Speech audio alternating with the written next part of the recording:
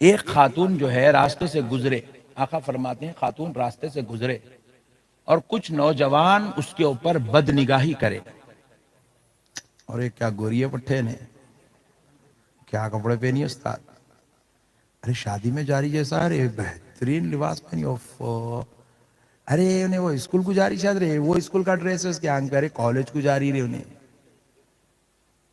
اور اگر یہ عورت کو دیکھنے کے بعد کوئی نوجوان ایسا نہیں بولا تو انہیں جوان ہے ہی نہیں،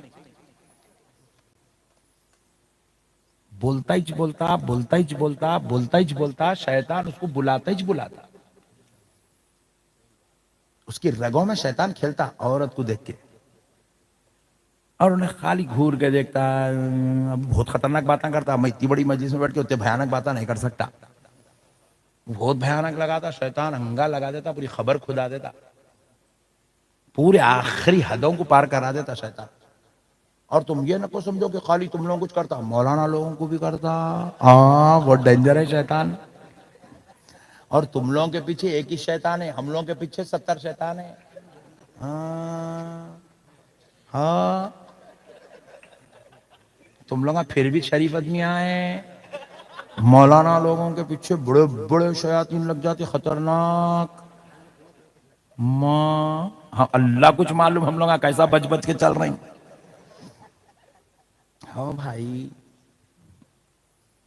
آپ لوگوں کو کوئی بھی فون نہیں کرتا، ہم لوگوں کو سب لوگ فون کرتے، حضرت میرے شوہر ایسا کرے، حضرت میرا بیٹا ویسا کرے، حضرت ہمارے گھر میں حضرت کی شیطان ذرہ پھسلے حضرت سیدھا دوزخ میں منتقل ہو جاتے، حضرت کی کھٹیا کھڑی کر دیتا شیطان، بڑے بڑوں کو خبر میں زندہ گاڑ دیا تو ہے شیطان۔ شیطان کو تم لوگ معمولی چیز نہ کو سمجھو، اللہ اللہ ہو کے کہہ رہا ہے ان الشیطان للانسان عدو مبین، اللہ کہہ رہا، اللہ انسان کا شیطان کھلا دشمن ہے، ورنہ اللہ اللہ جس کو دشمن بول رہا، اللہ تعالیٰ جس کا دشمن ہونے کا تعارف کرا رہا، تو سوچو نا کتنا خطرناک دشمن ہوگا۔ اچھے اچھوں کے خبراں کھود دیا سو نے، اچھے اچھوں کو لگ جا کے سیکنڈوں میں پورا مردہ نکال دیا، پوری زندگی بھر کی محنت کا جنازہ نکال دیا پورا۔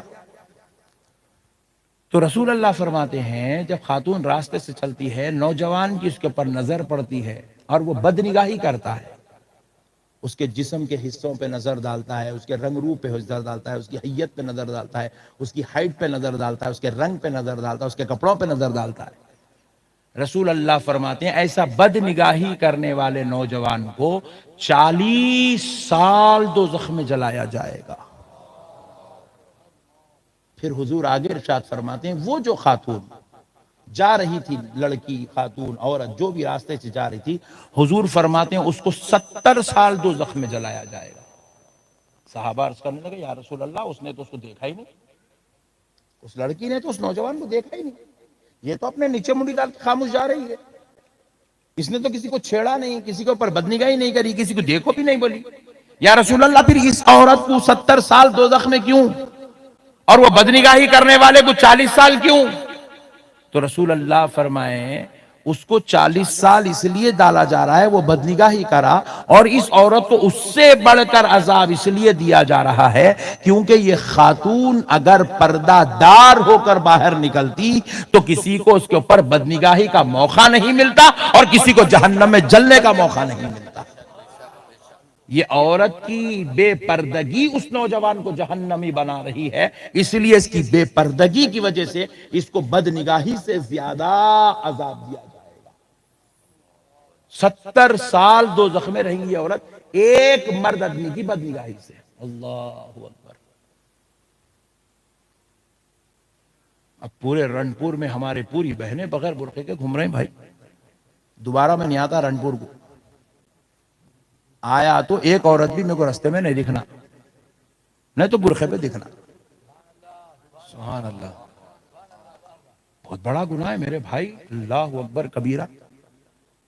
اللہ حضرت سیدہ عائشہ رضی اللہ تعالیٰ عنہ کے دروازے پر لوگ خیرات مانگنے آتے، فقیر لوگ، تو حضرت عائشہ دروازے سے صرف اتنا ہاتھ باہر نکال کے خیرات دے دی. دیکھنے والے کو حضرت عائشہ کے انگلیوں کے ناخن بھی دیکھنے کا موقع نہیں ملتا تھا.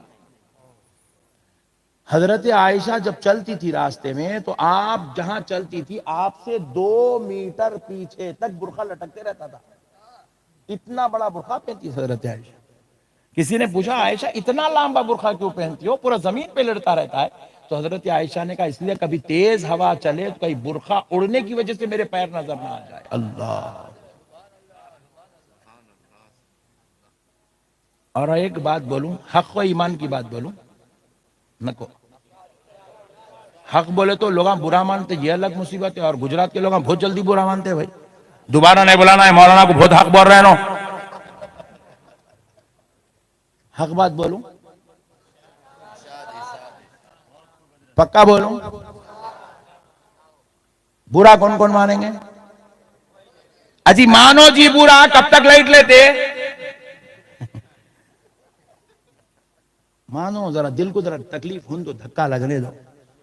دیکھو یہ جو عورتیں بغیر برقعے کے بیٹھے نا، اس میں عورت کا قصور نہیں ہے. اس میں قصور تمہارا ہے. تم اپنی بہن کو جو ہے برقع نہیں پہنا رہے. اس میں قصور تمہارا ہے. تم اپنی بیگم کو برقع نہیں پہنائے. اس میں قصور تمہارا ہے. تم اپنی امی جان کو برقع نہیں پہنائے. صحیح بول رہا ہوں غلط بول رہا ہوں؟ آپ بولو کل سے نو پہنتے. اب بعض لوگ ڈر رہے ہوں گے اماں بولا تو میں کہاں مارتی کی بھائی میرے کو بول کے. کس کے گھر میں پٹائی ہوتی ذرا ہاتھ اٹھا. ارے اللہ کا شکر ہے بہت اچھے لوگ ہیں گجرات کے الحمدللہ. آپ پہنانا چاہو میرے بھائی خدا کی، میں پہنانا چاہوں تو میری بیٹی پہنتی، میں پہنانا چاہوں تو میری بیوی پہنتی، میں پہنانا چاہوں تو میری ماں پہنتی، میری بہن پہنتی. اب میں پہنانا نہیں چاہتا. اندر دیکھیں تو کیا ہوتا، میری بیوی کو دیکھے تو کیا ہوتا، سب کو معلوم ہے میری بیوی کیسی ہے. نعوذ باللہ من ذالک. اللہم احفظنا من کل بلاء الدنیا وعذاب الاخرہ. بیویاں جو ہے ہماری بہنیں اللہ کے فضل سے پیارے حبیب کے صدقے میں پریگننٹ ہے، کسی وجہ سے گھر کے باہر نکل کے جا رہی ہے تو پوری جہاں کو خبر ہو رہی ہے. نعوذ باللہ من ذالک. مگر پردہ رنگ کو بھی چھپا لیتا ہے، عیب کو بھی چھپا لیتا ہے، بیماری کو بھی چھپا لیتا ہے، اور عورت کو دوزخی ہونے سے بچا لیتا ہے. سبحان اللہ. آج حسین کے جلسے میں آئے ہو میری بہنوں، اے سیدہ زینب فاطمۃ الزہرا کی باندیو، آج قسم کھا کے اٹھو کہ برقع پہنو گی. ایک عورت بھی نہیں بولی پہنتی بلکہ. اماں دیکھ رہی ہیں عورتیں بولے دوبارہ نہیں بولا نا مولانا کوئی پیسے نہ کو دے رہے ان کو بول رہے ہیں. آپ لوگ بولو پہنائیں گے انشاءاللہ. کون کون پہنائیں گے ذرا ہاتھ تو اٹھاؤ. سبحان اللہ. ابا پیچھے والے دیکھ رہے مولانا کیسا ڈرتے پڑتے ہمارے. ہاتھ نے اٹھایا میرا بھائی اللہ کی قسم مر جاؤں گا مگر ہاتھ نے اٹھاؤں گا. گھر میں جوتے کھانا نہیں ہے میرے کو. اللہ پناؤ میرے بھائیوں، اپنی عورتوں کو دوزخ سے بچاؤ، اپنی بیٹیوں کو دوزخ سے بچاؤ، اپنی بہنوں کو دوزخ کی آگ سے بچاؤ. تم سوچ رہے ہیں ہے کچھ نہ، اللہ کی قسم یہ بیکار ہے. یہ شیطانیت ہے، یہ فتنہ ہے، یہ فرعونیت ہے، یہ جہنمیت کی ایک بو ہے جو ہمارے دلوں سے کچھ نہ ہوتا، کچھ نہ ہوتا چل رہا. یہ جو چل رہا نا مسلمانوں کے بیچ میں، یہ مسلمانوں کی ہلاکت کا سبب ہے، بربادی کا سبب ہے. میرے پیارے دوستو آؤ چلو چلتے ہیں پھر اس حسین کی بارگاہ میں، ہائے ہائے ہائے، جسے میرے پیارے مصطفیٰ جان رحمت صلی اللہ علیہ وسلم کے ذریعے رب نے کیا شان والا بنایا ہے. دیکھو دوستو، آج پوری دنیا میں ہزاروں لاکھوں کروڑوں نمازی ہیں. رنپور میں آج میں نے مغرب پڑھایا، نمازیوں کی بھرمار ہے. مگر ایمانداری سے بولو اتنے لوگ نماز پڑھنے کے بعد کون تو بھی یہاں ٹھہر کے بول سکتا میں جنتی ہوں؟ بول سکتا؟ ذرا زور سے بولو. اچھا کوئی مولانا بول سکتے ہیں میں جنتی ہوں؟ نہیں بول سکتا. کوئی بزرگ بھی نہیں بول سکتا میں جنتی ہوں. کوئی صوفی نہیں بول سکتا میں جنتی ہوں. کوئی ولی نہیں بولتا میں جنتی ہوں. اور کسی کے مرنے کے بعد اس کی خبر کی تختی پہ اس کے مریدہ نہیں لکھتے حضرت شیخ پیر محمد صاحب قبلہ جنتی رحمت اللہ علیہ، نہیں لکھتے. اس کا سلسلہ لکھتے، خاندان لکھتے، قبیلہ لکھتے، عمر لکھتے، وفات لکھتے، مگر جنتی بول کے کوئی بھی نہیں لکھتے۔ متقی ہوں گا، پرہیزگار ہوں گا، عابد ہوں گا، زاہد ہوں گا، شہید ہوں گا، شہید لکھ سکتے قبر پہ، متقی لکھ سکتے، پرہیزگار لکھ سکتے، عابد لکھ سکتے، زاہد لکھ سکتے، ولی لکھ سکتے، غوث لکھ سکتے، خطب لکھ سکتے، ابدال لکھ سکتے، مگر جنتی نہیں لکھ سکتے۔ کیوں نہیں لکھتے؟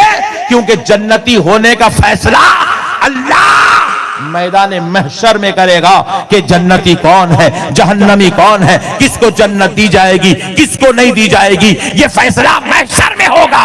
یہ رب کا بنایا ہوا قانون ہے کہ ساری کائنات والوں کے لیے فیصلہ جنتی ہونے کا محشر میں ہوگا۔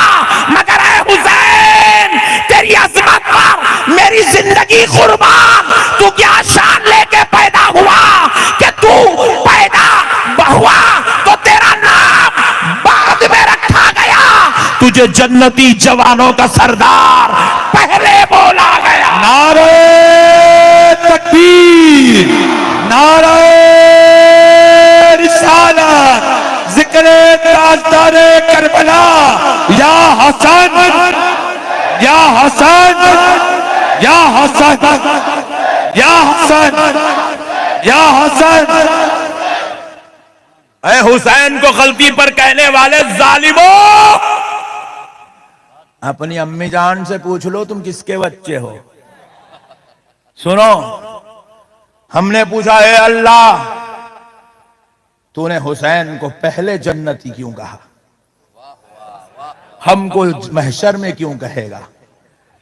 تو بارگاہ الہی سے جواب آیا، بندو، کچھ ناپکار و بدکار دنیا میں پیدا ہوں گے جو کہیں گے کہ حسین غلطی پہ تھا، حسین سے خطا ہوئی، وہ کربلا کو آئے۔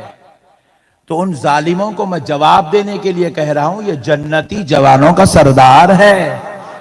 جنتیوں سے غلطی نہیں ہوتی ہے، جن سے غلطی نہیں ہوتی انہی کو جنتی بنایا جاتا ہے۔